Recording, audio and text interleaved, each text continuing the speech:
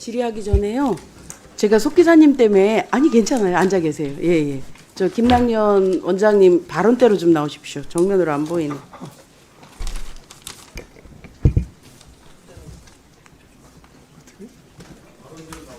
발언대로.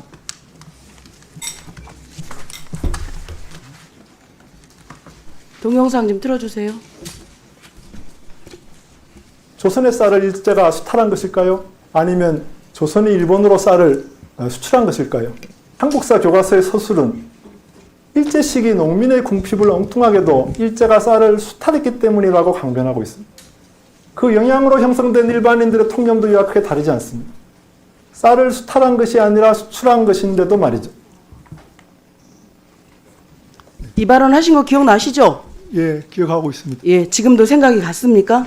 예, 별 차이 없습니다. 별 차이 없습니까? 별 차이 없으시면 그 자리에 앉아 계시면 안 돼요. 그러면 인도가 영국이 인도를 지배했을 때 인도의 물자를 영국이 수탈했습니까? 저 인도가 수출한 것입니까? 그거는 제가 지금 그러니까 그 유튜브 영상에서 얘기했을 때, 그러니까 동시에 예를 들어서요. 예를 들어서 별반 다르지 않아서 그래요.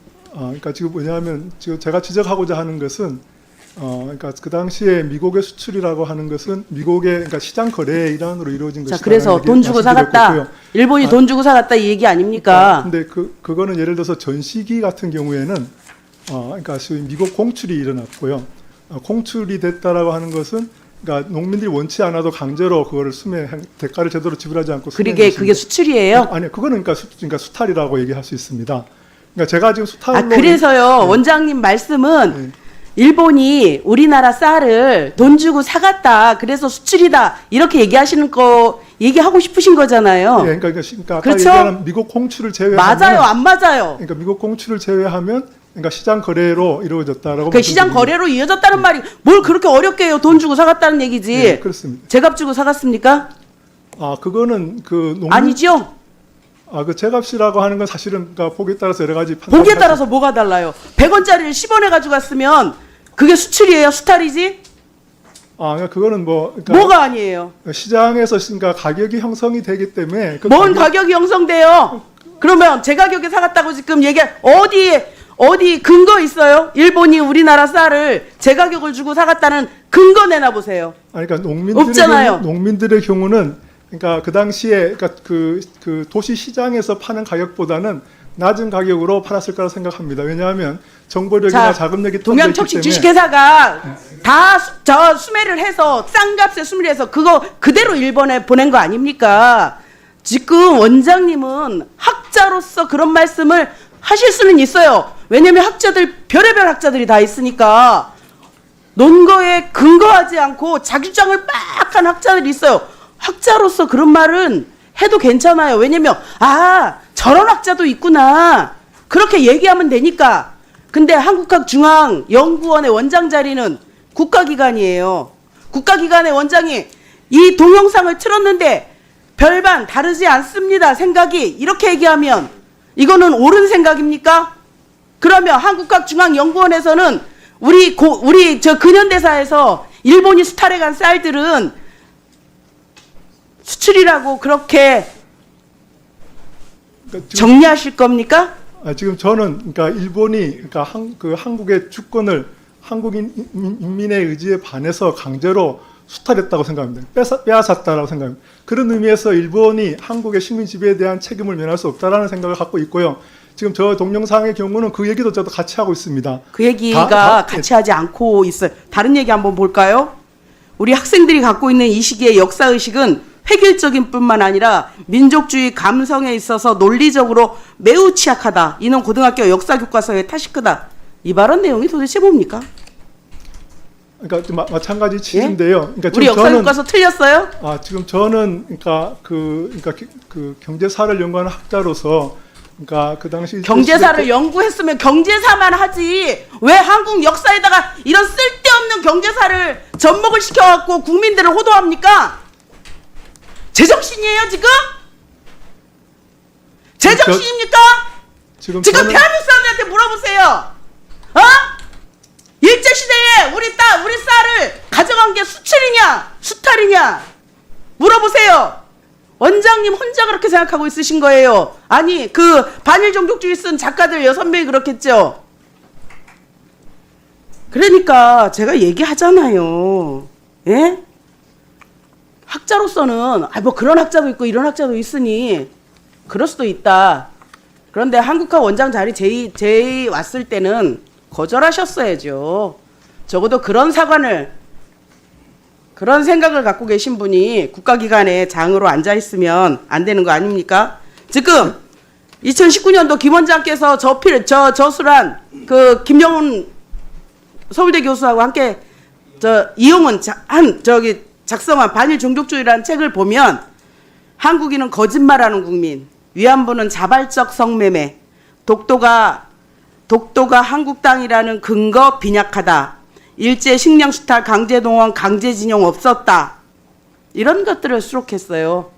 여기에도 그 동의를 하시는 거죠? 거기에는 동의하지 않습니다. 왜냐하면 동의하지 않는데 책을 어떻게 같이 써요? 그 글은 뭐 이용훈 교수가 집필한 부분이고요. 그러면 제가 집필한 건 아까 의원님이 말씀하셨던 경제 파트의 분야를 집필했습니다. 정말 제가 윤석열 정부의 그 인사를 하는 거 보면 소름 끼치도록 끔찍합니다. 어떻게 하나같이 똑같은 사람들을 갖다가 이렇게 자리에 앉혀놓는지 정말 미치겠고요. 저 8월 중에 한중현이 실시한 기획전시 깁더라는 거 전시하셨죠? 예, 그렇습니다. 예, 이 중에 이완용 비서이자 한일합병을 함께 주도한 자의 도서도 함께 발간하셨죠. 함께 전시되셨죠. 잠깐. 이인직, 이완용의 비서, 이인직. 일본어 몰랐던 이완용, 옆에서 매국 도와준 유명 소설가 이인직의, 예? 했어요, 안 했어요? 지금 이게요. 제가 구체적인 어떤 그 전시. 뭘 구체적이냐? 본인이 와서 해놓고. 그러니까 지금 보면요, 네. 우리가 참 이상한 게 조금 야금야금 이 뉴라이트 성향의 학자들이 정부기관에 들어와서 우리 역사를 계속 수정하는 듯한 느낌이 들어요. 그런 과정의 한가운데 김남년 원장님이 계시는 거고요. 지금까지 봤을 때 친일 반민족 행위자를 물밑으로 재구성하시려고 하는 것 같아요. 그래서 저는 지금이라도 늦지 않았으니까 이 자리에서 물러나시는 게 좀 맞다고 생각하고 들어가시고요. 박정양 이사장님, 박지양 이사장님. 네. 2023년도 5월 조선일보 인터뷰를 보니까 한국 국민 수준은 1940년대 영국보다 못하다, 이런 말씀 하셨어요? 네, 했습니다. 예, 근거가 뭡니까? 그때는 그 전쟁기의 영국의 그 국민들의 애국심을 얘기하고 있었습니다. 그러면 지도자들과의 관계, 리더십의 그 수준 이런 걸 얘기하고 있었습니다. 그렇게 잘 교묘하게 돌려서 얘기하지 마세요. 2023년에 인터뷰한 건데 시점을, 한국인의 시점을 어디다 얘기 안 하셨어요. 그리고 40년대 영국보다 못하다, 이렇게 얘기하셨어요. 1940년대 영국의 시민보다 우리의 현재의 국민들이, 현재의 한국 국민의 그렇죠. 수준이 그렇죠. 뭐라 그럴까요? 그렇죠. 이 시민적인 책임감이랄까 이런 게 좀 약하다, 그렇죠. 그런 얘기를 했습니다. 23년도에 한국인은 1940년도에 영국인보다도 못한 거예요. 저는 그렇게 생각했습니다. 죄송합니다만 지금 제 생각이고요.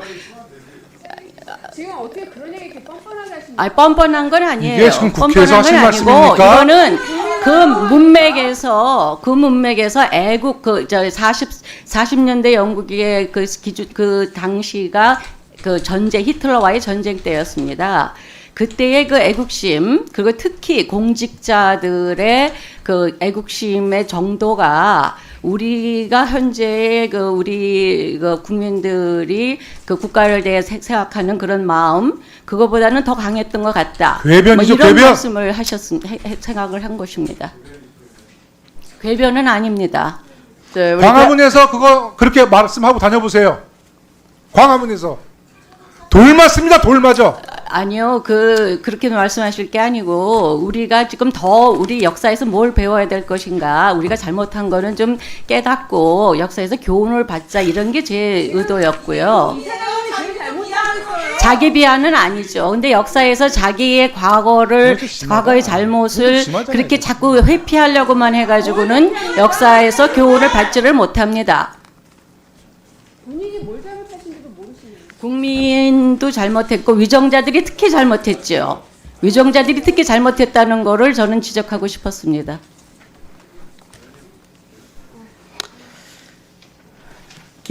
김문수 노동부 장관이 그 식민지 시절에 대한민국 국민의 국적이 일본이라고 해서 저 퇴장당하고 퇴출당한 거 아시죠?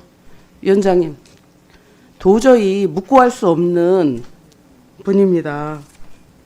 대한민국 국민을 개돼지만도 못하게 생각하는. 저는 절대로 저- 개돼지만도 못하다 그런 말 한 적이 없습니다. 저 이사장의 발언을 더 듣고 있을 수가 없습니다. 퇴장을 요청합니다. 추후에도 계속 질의가 있을 텐데요. 우리 의원님들의 이런 질타를 잘 유념하셔서 이따 다시 한번 기회를 드릴 테니까 발언을 그때 다시 하시고 문정복 의원님의 요청을 그때 다시 판단하겠습니다. 친일파를 당시 상황을 고려할 때 불가피한 선택이었다. 독립운동을 이상주의에 기초한 무모한 행동이었다. 일제 피해자를 피해자 중심 서술은 불균형적이다. 강제동원 위안부를 과장된 측면이 있다. 서구 식민주의를 지배자와 종속민 모두에게 이득이다. 그거는 제가 쓴 이딴 글이 발언을 아니요. 합니다. 저는 그거는 제가 쓴 글이 아니고 해방 전후사의 재인식에 그 집필한 뭐 30여 명의 필자들의 의견이었습니다. 인용을 했다라고 하면 본인 생각과 같다라는 거 아니겠습니까? 아니요, 본인이 쓴 책에 나와 있는 내용입니다. 저는 편집을 했을 뿐이고 같은 그 생각이니까 책에 산입을 한 필자들의 거죠. 글을 모은 것이 저 책이었습니다. 정신병자야, 정신병자.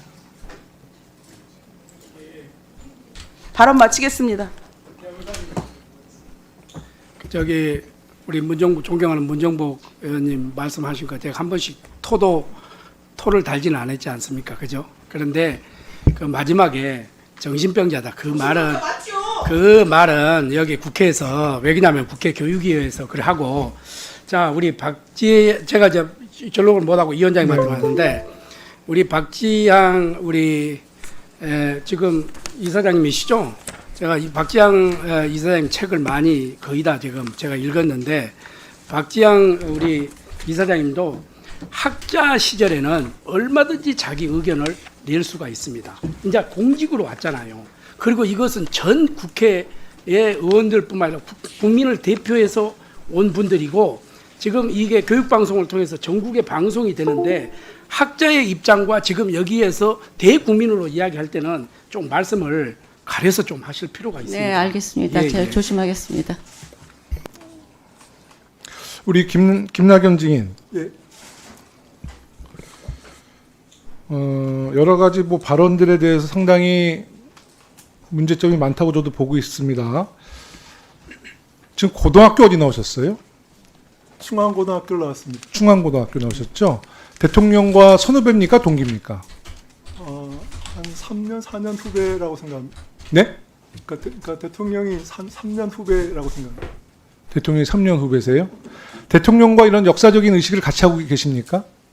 그러니까 그러니까 대학교 입학할 때는 잠깐 본 적이 있지만 그 네. 이후에는 만난 적이 없습니다. 그러면 이번에 한국학중앙연구원 발탁에는 대통령이 개입한 게 없어요? 관여를 안 했어요? 대통령이 그 자리 주신 거 아니에요? 그 부분은 제가 잘 모르겠습니다. 아니 근데 하여튼 제가 좀 충안고등학교라는 사실 잘 몰랐는데 아니 지금 국방부도 그렇고 요즘에 진짜 충안고등학교 동문이 많지는 않는데 요새 요직에 너무 많이 있어서 그래요.